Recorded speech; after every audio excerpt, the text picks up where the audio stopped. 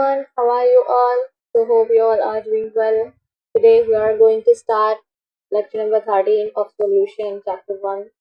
ठीक है, इसके अंदर हम स्टार्ट करेंगे vapour pressure of solutions of solids in liquids. ठीक है, हम स्टार्ट कर रहे हैं आज vapour pressure of solutions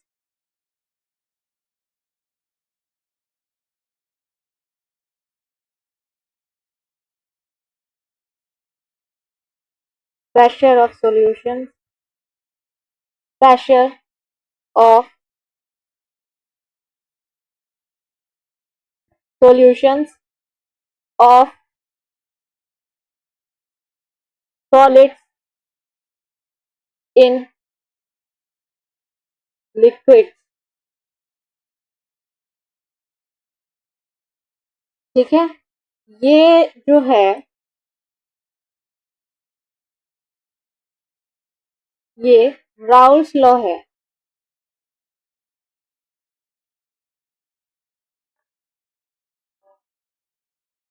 Raoult's law for non volatile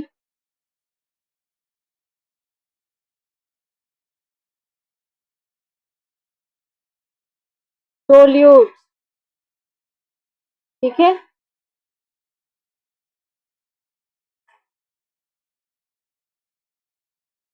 देखो ये बहुत कॉमन क्लास है सॉल्यूशंस का. ठीक है, जब हम सॉलिड्स को लिक्विड में ऐड करते हैं तो क्या होगा, सॉल्यूशन बनेगा. मतलब उसके अंदर डिसोल्यूशन हुआ है, जैसे सोडियम क्लोराइड है, ग्लूकोज है और यूरिया है. इनको अगर हम वाटर में ऐड करें तो वाटर क्या है, वो लिक्विड है और ये जो बाकी सब चीजें हैं ये सोल्यूट है और ये सोल्यूट है तुम्हारा सॉलिड. ठीक है, जैसे अगर हम सोडियम क्लोराइड है उसको ऐड करें, सोडियम क्लोराइड NaCl इसको ऐड करें, अगर ग्लूकोज C6H12O6. ठीक है, और यूरिया NH3CONH2.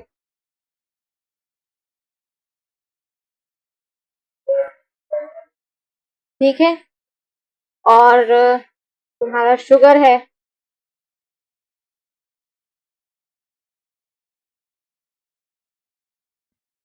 C12H22O11. इनको हम वाटर में ऐड करें, इन वाटर,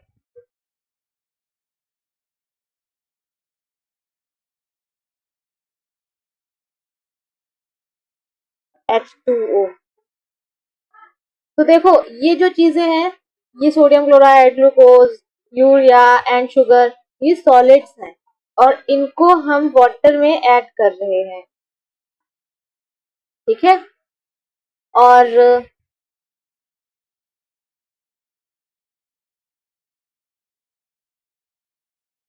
अगर मैंने और भी चीजें ऐड करी जैसे आयोडीन है,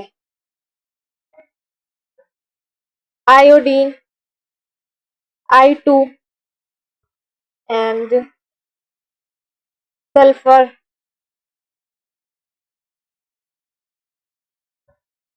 S8, इनको मैं किस में ऐड करूं, इनको मैं कार्बन डाइसल्फाइड में ऐड करती हूँ. Carbon disulphide.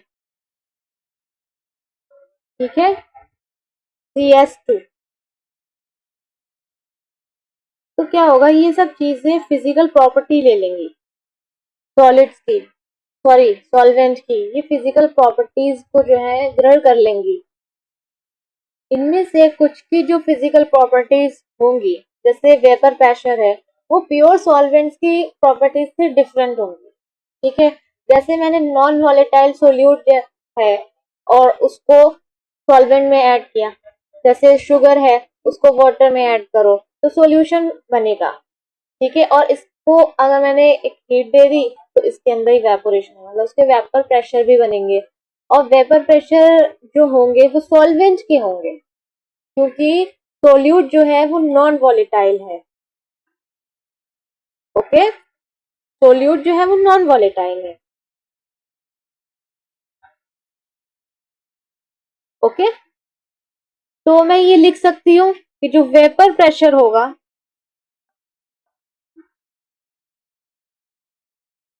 The vapour pressure of the solution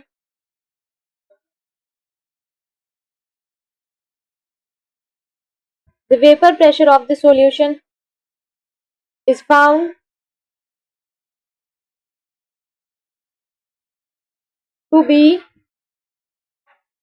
less than that of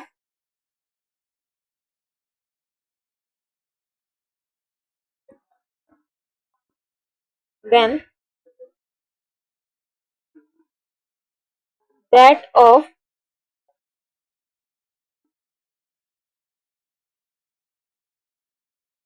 the pure solvent। ठीक है, हमें पता भी है कि जो इवेपोरेशन होता है वो सरफेस का फिनोमिना है, मतलब सरफेस पर होने वाला एक फिनोमिनन है। वेपर प्रेशर बेसिकली लिक्विड की सरफेस पर जो सॉल्वेंट मॉलिक्यूल एस्केप कर जाते हैं उन पर डिपेंड करता है इन केस ऑफ सॉल्यूशन। ठीक है, मैंने एग्जांपल के लिए से नॉन वॉलेटाइल सोल्यूट लिया।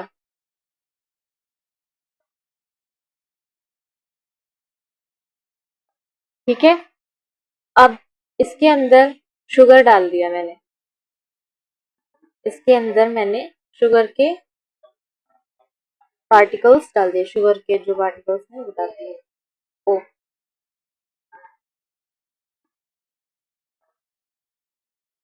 ये शुगर है।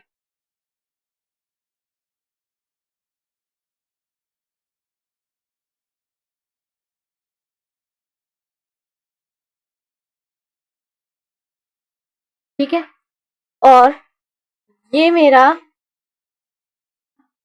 समझो कि ये मैंने इस पेन से वेपर बना दिए।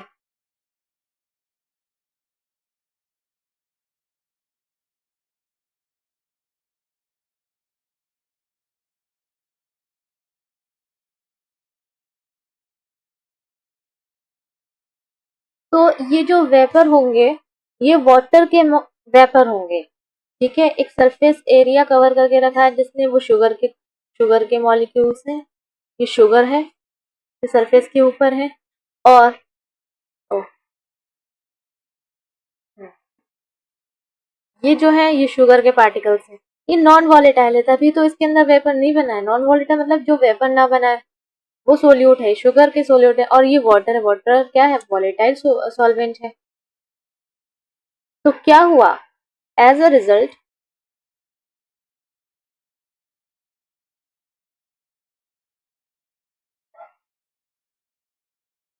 अब मैं क्या लिख सकती हूँ कि lesser number of solvent molecule will escape into vapours. ठीक है, देखो, और अगर अदर वर्ड्स में भी मैं ये लिख सकती हूँ कि जो वेपर प्रेशर होता है सॉल्यूशन का वो कम होता है प्योर सॉल्वेंट के। ठीक है, और there will be a lowering in vapour pressure, मतलब कि हम कंसंट्रेशन जो है शुगर की जितनी ज्यादा इंक्रीज करेंगे, concentration of sugar, concentration of sugar जितनी ज्यादा इंक्रीज करेंगे उतना लोअर हमारा वेपर प्रेशर होगा, lower the vapour pressure of the solution of the solution. ठीक है, इतनी बात समझ में आई। ये जो है ये शुगर सोल्यूट है और ये है तुम्हारा वाटर। ओके, अब हम देखते हैं Raoult's law for liquid solutions.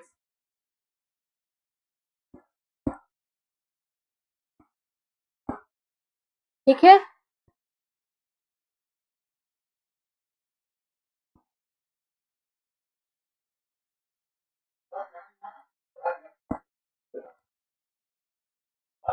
Raoult's law for liquid solutions. Raoult's law for liquid solutions. ठीक है, containing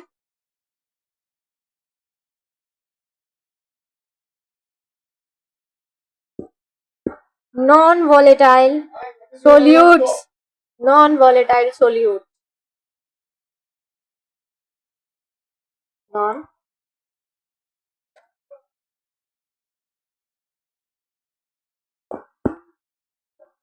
non-volatile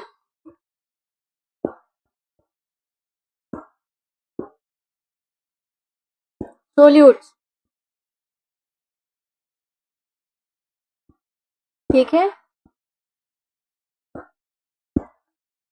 क्या मतलब है इस चीज का? देखो, राउल्स लॉ के अकॉर्डिंग क्या होता है कि जो पार्शियल वेपर प्रेशर होता है वॉलेटाइल कंपोनेंट का सॉल्यूशन में, वो डायरेक्टली प्रोपोर्शनल होता है उसके मोल फ्रैक्शन के। ये तो राउल्स ने बोला कि जो पार्शियल वेपर प्रेशर है वो डायरेक्टली प्रोपोर्शनल होता है मोल फ्रैक्शन के। ठीक है, जब सोल्यूट नॉन वॉलेटाइल है तो ओनली जो सॉल्वेंट मॉलिक्यूल्स होंगे वही प्रेजेंट होंगे वेपर फेस में। अगर सोल्यूट नॉन वॉलेटाइल है ऑब्वियसली उसके अंदर जो वेपर प्रेशर होगा वो केवल ही सॉल्वेंट का होगा। ठीक है, देयरफॉर क्या मतलब है इस चीज का कि जो वेपर प्रेशर होता है सॉल्यूशन का will be the vapour pressure due to solvents only, अगर हम नॉन वॉलेटाइल सोल्यूट ऐड कर रहे हैं। ठीक है, और vapour pressure of the solution, vapour pressure of the solution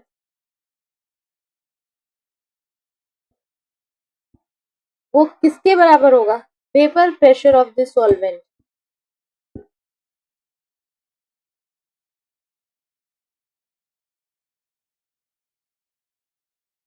of the solvent in solution. देखो, वेपर प्रेशर सॉल्यूशन का क्या होगा? जो सॉल्वेंट का है वही तो होगा। अगर P1 मैंने वेपर प्रेशर लिया सॉल्वेंट का,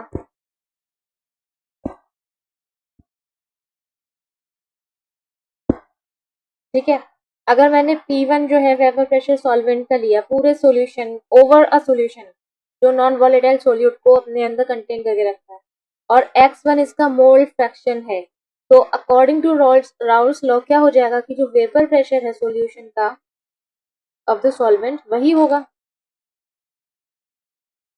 अगर मैंने P1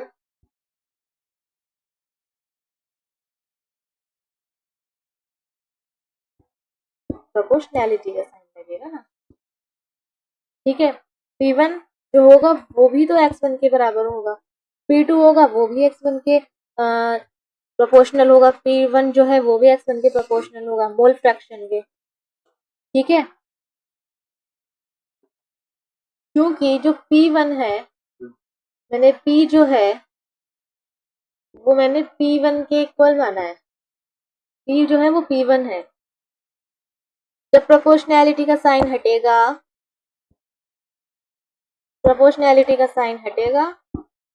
राउल्स के अंदर वेपर प्रेशर आ जाएगा।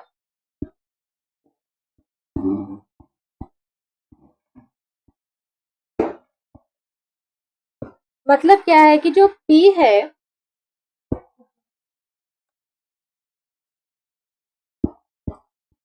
इन सेंस जो P है वो क्या है, वो सॉल्यूशन है।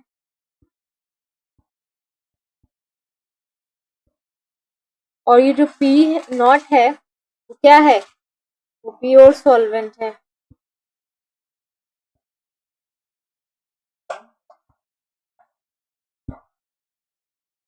And mole fraction, mole fraction.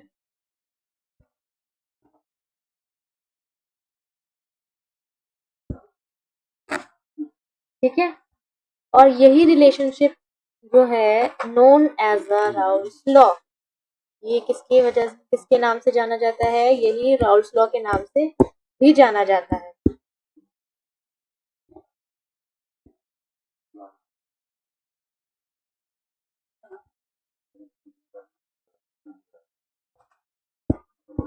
Raoult's law,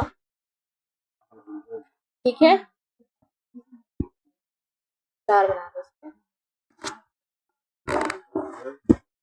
तो अगर मैं कहूँ नॉन वॉलेटाइल सोल्यूट कंटेन है सॉल्यूशन में, तो राउल्स लॉ स्टेट कैसे करके लिखा है, लिखेगा। तो राउल्स लॉ का स्टेट होगा eight a given temperature, eight a given temperature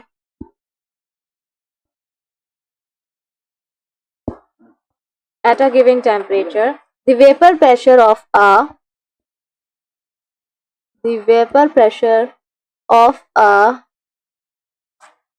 solution containing non-volatile solute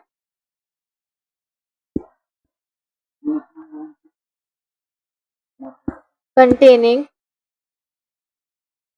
non-volatile solute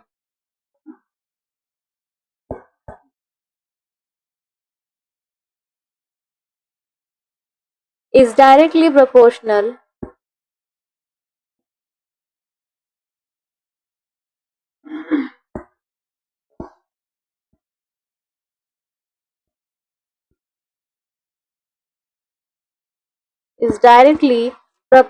to the mole fraction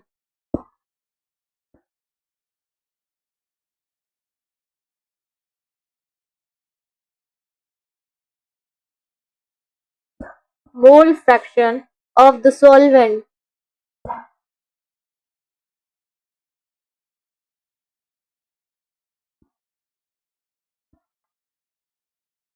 ठीक है,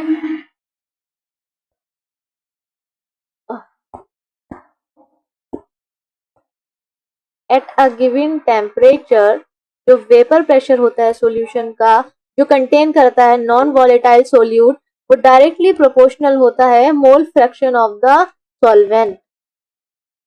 ठीक है, तो हम लिखते हैं P is equal to, sorry, P directly proportional to X। ठीक है, मतलब जो वेपर प्रेशर है सॉल्यूशन का वो डायरेक्टली प्रोपोर्शनल होता है mole fraction of the solvent in the solution. Proportionality constant जो होता है वो इक्वल होता है vapour pressure of pure solvent. क्या मतलब है कि जो प्योर सॉल्वेंट है, ये जो P है डायरेक्टली प्रोपोर्शनल है मोल फ्रैक्शन के। जब मोल फ्रैक्शन का साइन हटेगा, सॉरी, प्रोपोर्शनैलिटी का साइन हटेगा, तो वेपर प्रेशर का साइन आ जाएगा P नॉट इंटू F। ठीक है, तो क्या मतलब है कि जो वेपर प्रेशर है वही प्रोपोर्शनैलिटी कांस्टेंट की इक्वल होता है। ठीक है, अगर मैं मोल फ्रैक्शन और वेपर प्रेशर का ग्राफ ड्रॉ करूं तो कैसे करके निकलेगा। वेपर प्रेशर और मोल फ्रैक्शन का ग्राफ जो है वो स्ट्रेट लाइन आता है, मतलब जैसे ये है और ये है, तो इनका ग्राफ ठीक ऐसे करके आएगा। ये हो गया तुम्हारा वेपर प्रेशर, ये हो गया मोल फ्रैक्शन। तो ये जो ग्राफ है वो ये है। ठीक है, ये 0 हो गया, 0.2 हो गया, ये 0.4 हो गया, 0.5, ठीक है, 0.6, 0.2468, ये 1 हो गया पूरा। जैसे 0 है ये, तो ये 0.2 है, 0.4 है, ये 0.6 है, 0.8 है, ये पूरा 1 है, ठीक है। और ये क्या निकला है तुम्हारा, ये निकला है vapour pressure of the pure solvent, pure solvent का वेपर प्रेशर निकला है ये, ठीक है। अच्छा, ये जो ऊपर रिलेशनशिप है P1 = P01 x1, मतलब अगर फर्स्ट कंपोनेंट का निकालेंगे, यही चीज जो है ये उठा के मैं यहाँ रखती हूँ। ओहो,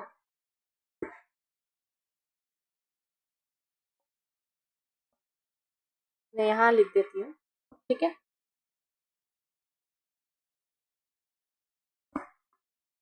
आहा, क्या कर दिया, अच्छा खासा लिखा था वो भी, चलो। P sorry, P = P0 x। अगर मैं किसी एक कंपोनेंट का निकाल रही हूँ तो P1 और P0 1, मतलब first vapour pressure and mole fraction of first component, ठीक है। और अगर मैं मोल फ्रैक्शन निकालूं तो P1/P01 = x, ठीक है। और इनको मैं 1 से सब्सट्रैक्ट करती हूँ, इसको मैं सब्सट्रैक्ट करती हूँ, सब्सट्रैक्टिंग।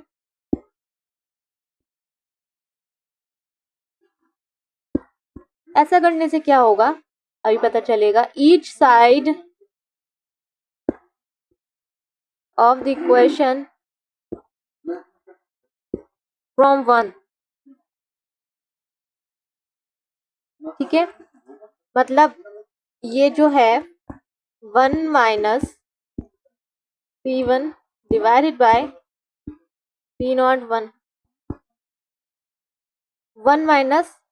- x1, ठीक है। अच्छा, ये क्या हो जाएगा, ये हो जाएगा, ओहो,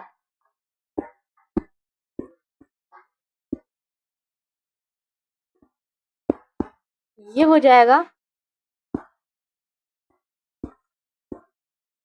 P01, ऊपर क्या हो जाएगा, ये एलसीएम ले लिया जाएगा ना इसका, P01 - P1, और 1 - x1 क्या होता है, x2 होता है।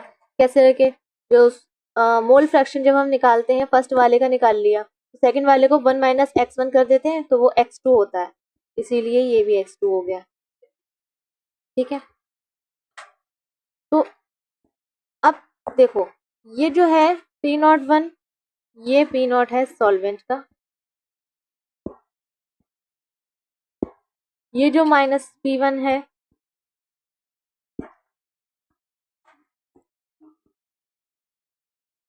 ये जो -P1 है, ये सॉल्यूशन है, ये है P सॉल्यूशन का, सॉल्यूशन का प्रेशर है, ये है सॉल्यूशन का,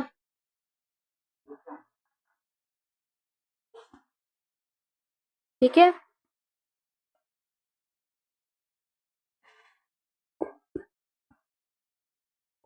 और ये जो P0 है, ये हो गया सॉल्वेंट का प्रेशर, वेपर प्रेशर, ये है x सोल्यूट का, ठीक है।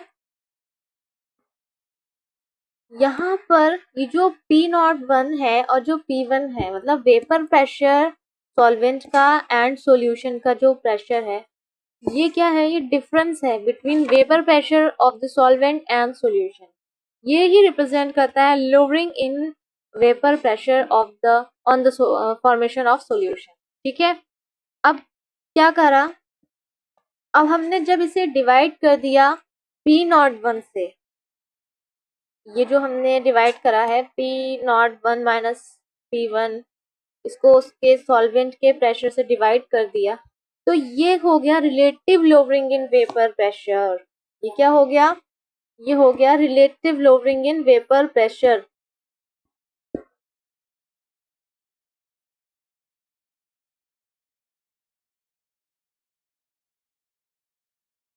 Relative lowering lowering in vapour pressure. ठीक है, ये एक अल्टरनेटिव स्टेटमेंट है राउल्स लॉ का। ठीक है, और अगर हम इसे लिखें तो कैसे करके लिखेंगे, इसको हम लिख सकते हैं कि the relative lowering in vapor pressure of an ideal solution, the relative lowering in vapor pressure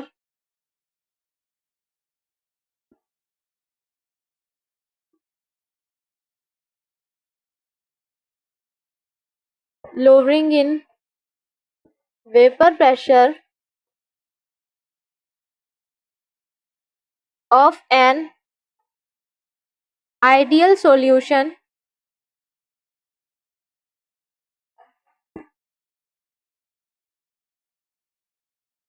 containing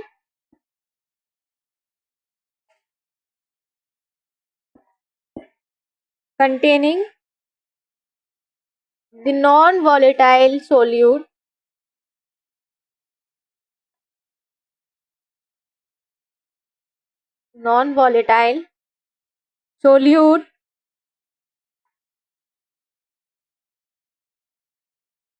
is equal to the mole fraction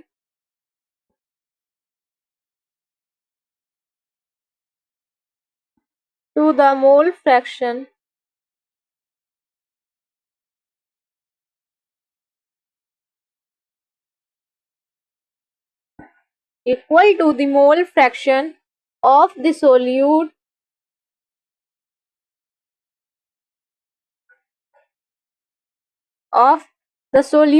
at a given temperature।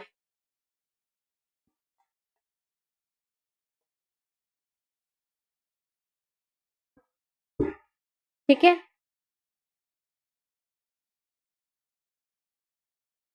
क्या मतलब है कि जो देखो, relative lowering in vapour pressure क्या होता है, of an ideal solution, जब non volatile solute equal to the mole fraction of the solute at a given temperature. जब हम नॉन वॉलेटाइल सोल्यूट को ऐड करते हैं किसी भी सॉल्वेंट में, तो उसका वेपर प्रेशर वो है जो है वो सॉल्वेंट की वजह से होता है।